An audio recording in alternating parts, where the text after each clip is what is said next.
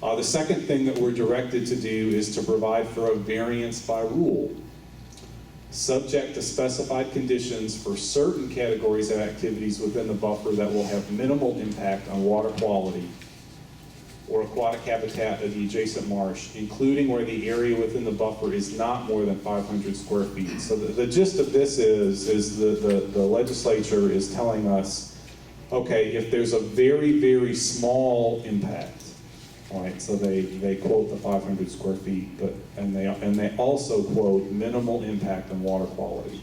For very, very small projects that have a very small impact, they want there to be a less onerous regulatory process to go through. So they describe that as a variance by rule. And again, Glenn will go through that as he gets into the rulemaking. Then the next thing is the board may adopt, so not shall, may adopt rules that provide for an expedited process for certain categories. I'm going to go ahead and let the cat out of the bag. At this time, we're not doing that.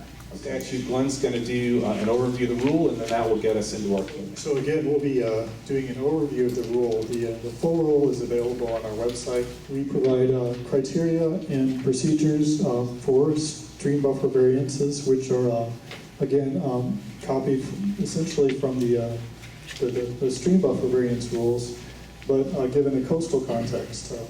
For example, for buffer functions, we've added a statement for that buffer functions in a coastal context include the maintenance of salinity through the buffering of freshwater flows. Our procedures require an application, minimization, restoration, and mitigation procedures, as well as a public notice and comment group.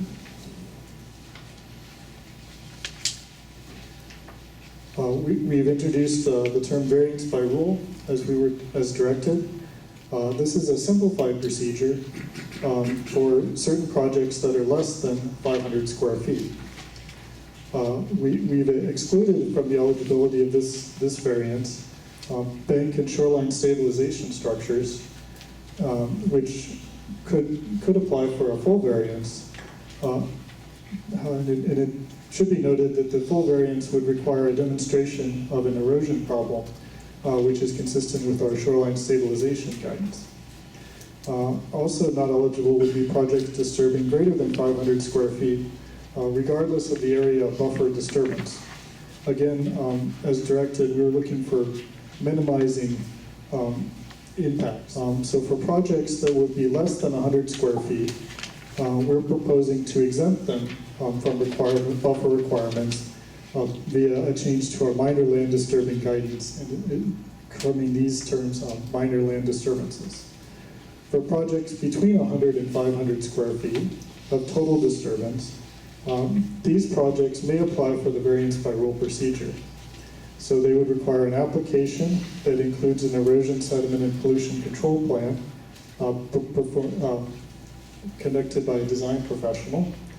They would not require a public notice, and they would be able to construct within 14 days after EPD notification.